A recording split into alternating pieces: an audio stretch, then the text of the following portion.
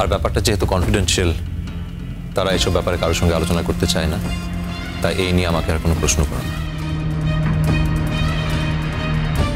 আর আমি আমার এই কাজটা করার জন্য আমার অফিসিয়াল পজিশন কোনোভাবে ইউজ করিনি, তাই আমি আমার অফিসারের সামনে এই বিষয়ে কৈফিয়ত দিতে বাধ্য নই। আপনি আমাকে আর কিছু বলবেন স্যার? তুমি জয়েন করছো কখন? আমি আপনাকে একটা মেইল করতামই স্যার, আমার 2 দিন ছুটির প্রয়োজন।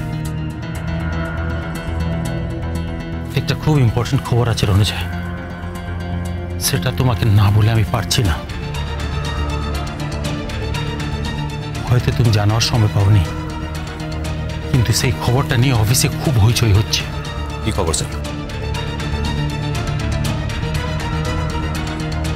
ওই বডিটা আমরা জানিয়ে এসেছিলাম, সেটা মিসিং। হোয়াট?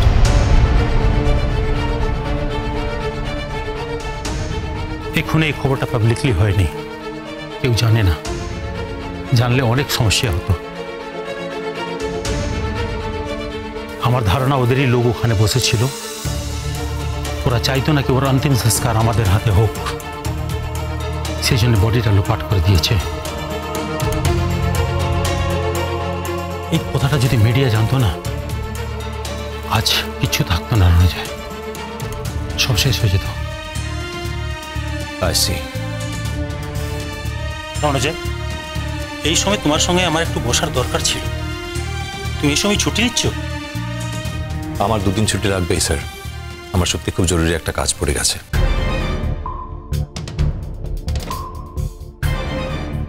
তো তোমার বন্ধু স্ত্রী ব্যাপারে? ইয়েস স্যার, আর ওর যা সমস্যা সেটা একমাত্র আমি সলভ করতে পারবো, তাই আমার 2 দিন ছুটি দরকার। স্যার প্লিজ আমাকে 2 দিন ছুটি অ্যালাউ করুন। জানি না তোমার বন্ধুর স্ত্রীর এরকম কি হয়েছে কি তোমাকে তার জন্য ছুটি নিয়ে করতে হবে। এনিওয়ে তোমার ছুটি বাকি আছে, তুমি নিতে পারো। তুমি আমাকে মেল করো, আমি দেখছি।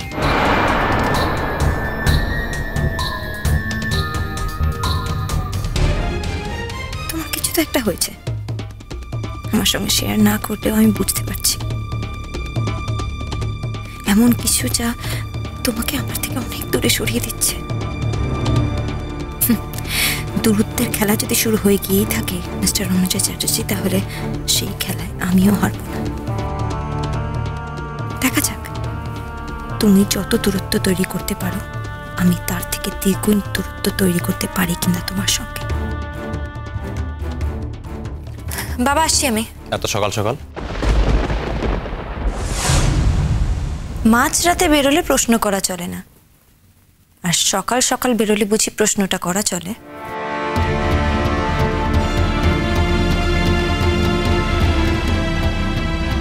ইভান,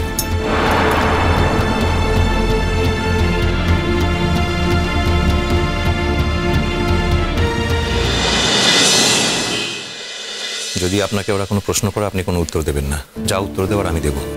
আর কি জিজ্ঞেস করবে? যা জিজ্ঞেস করার তো জিজ্ঞেস করে ফেলেছে। বলা তো যায় না। যাকে যদি প্রশ্ন করে আপনি কিছু বলবেন না, আমি উত্তর দেব। আমার মনে হয় না আমাকে বেশি প্রশ্ন করার সাহস পাবে। আমরা এখন কোথায় যাচ্ছি? আমরা এখন যাব সাউথ কলকাতার দিকে। আমার পরিচিত সূত্রে একটা ফ্ল্যাটের খোঁজ পেয়েছি, দেখেও এসেছি। আমার পছন্দ হয়েছে। একজন কেয়ারটেকার আছে, ফ্ল্যাটের মালিক বাইরে থাকেন, ভাড়া দিতে চাই। আর ফ্ল্যাটটা যেহেতু ফার্নিশড ফ্ল্যাট, কোনো কিছু কেনারও ব্যাপার নেই। আপনি এখন থেকে ওখানেই থাকবেন। ও, ওখানে কোনো প্রবলেম হবে না তো? আবার কোনো প্রশ্ন কিংবা? হওয়ার তো কথা নয়, কারণ যিনি প্রশ্ন করবেন উনি তো বাইরেই থাকেন। যখন আসবেন তখন দেখা যাবে। নিউজ পেপারে একটা খবর পড়লাম। আপনাকে একটা রিকোয়েস্ট করব। বলুন, কি রিকোয়েস্ট? কাল কৃষ্ণময় চলে যাওয়ার 4 দিন পুরো হচ্ছে। এই মৃত্যুকে তো অপঘাতে মৃত্যু বলবো, তাই আমাকে একটা মন্দিরে নিয়ে যাবেন কাল। আমি একটু ফুল দেব। নিশ্চয় নিয়ে যাব, আমি সঙ্গে করে নিয়ে যাব। এটাই বলার ছিল। Thank you.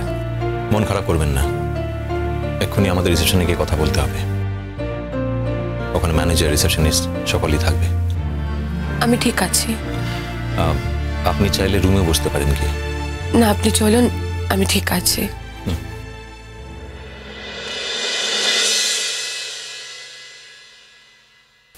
Good morning sir. Good morning. আমাদের একদিনের পেমেন্ট করা ছিল, আর একদিনের পেমেন্ট বাকি। আর রেস্ট অ্যামাউন্ট টোটাল কত হয়েছে বলুন, আমাদের একটু তাড়া আছে। হ্যাঁ আমি স্যার এক্ষুনি করে দিচ্ছি। ম্যাডামের শরীর ঠিক আছে তো? কেন, ম্যাডাম কি শরীর খারাপে কমপ্লেন করেছিল নাকি আপনার কাছে? না না, আসলে ম্যাডাম ডাক্তার দেখাবেন বলেছিলেন, কিন্তু ম্যাডাম তো ঘর থেকেই বেরোলেন না, তাই ভাবলাম ওনার শরীরটা বোধহয় খুব খারাপ, তাই হয়তো আর ডাক্তারের কাছে যেতে পারেননি। এখন যাচ্ছি। ও আচ্ছা, আবার আসবেন ম্যাডাম। স্যার রুম রেন্ট 1100 টাকা আর আপনার টোটাল হয়েছে 1500 টাকা। সব কিছু ডিটেলস আমি এর মধ্যে লিখে দিয়েছি, আর একটু এটাতে সিগনেচার। গুড মর্নিং, কেমন আছেন? খুব ভালো। আপনি অনেকদিন পর তো? হ্যাঁ, অনেকদিন পর এসেছি বলেই ফেরানো যাবে না কিন্তু। শুনুন, খুব ভালো ভালো বেড কভার আছে, টাওয়াল তো আছে, খুব সস্তা। এর থেকে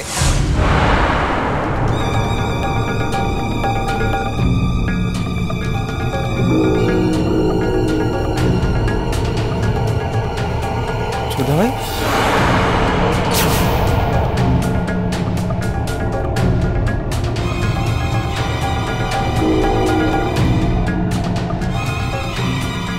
কাজ ছিল এখানে।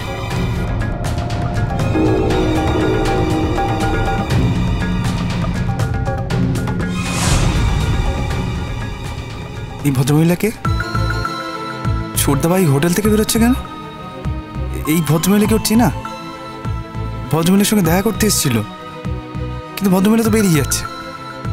এটাই কি ছোটদাভাইয়ের বন্ধুর বউ? এই কি কোনো সমস্যায় পড়েছে? তাহলে বন্ধুটা কোথায়?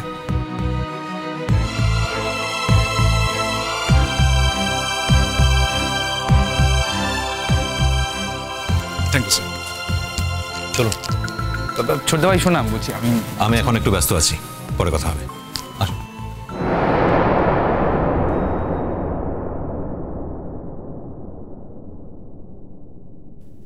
উনি কি আপনার নিজের দাদা নাকি?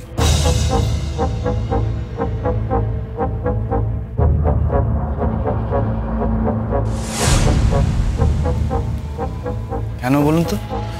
আসলে শুনলাম আপনার বৌদিকে নাকি বাড়িতে মেনে নেয়নি। উনি একজন অত বড় পুলিশ অফিসার, অথচ দেখুন কলকাতায় এসে ওনার স্ত্রীকেই হোটেলে থাকতে হচ্ছে। ব্যাপারটা খুব অস্বাভাবিক না? আরে কি আবল তাবল বকছেন? দাদাভাইয়ের বউ কে? কে দাদাভাইয়ের বউটা কে?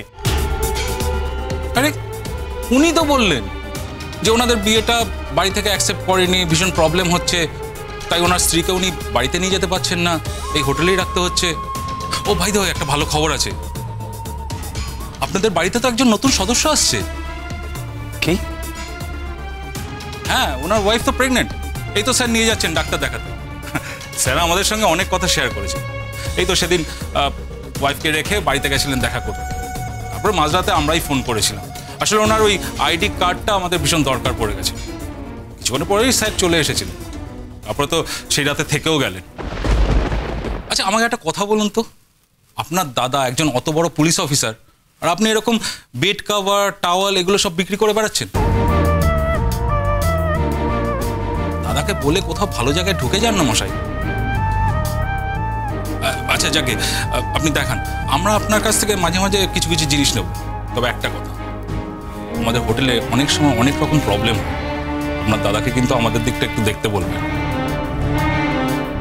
কি ব্যাপার, আপনি চুপ করে আছেন কেন? হ্যাঁ বুঝতে পেরেছি, বৌদিকে নিয়ে বাড়িতে খুব প্রবলেম হচ্ছে, তাই তো? আরে দাদা, এইসব তো হামেশাই হচ্ছে আজকাল, এগুলো আবার কেউ মানে নাকি? বাড়িতে বোঝান না, মেনেন তো বলুন। আমাদেরও খুব খারাপ লাগছিল জানেন তো। আসলে উনি এরকম একজন প্রেগনেন্ট ওমেন, নিজের শ্বশুরবাড়ি কলকাতায় থাকতেও আমাদের এই হোটেলে পড়ে থাকতে হচ্ছে, খুব স্যাড। যা দেখলাম তা কি ইমনকে বলবো? ইমনকে তো কখনো কিছু গোপন করিনি। দাদাভাই জীবনে কি নতুন কোনো মানুষ এসছে?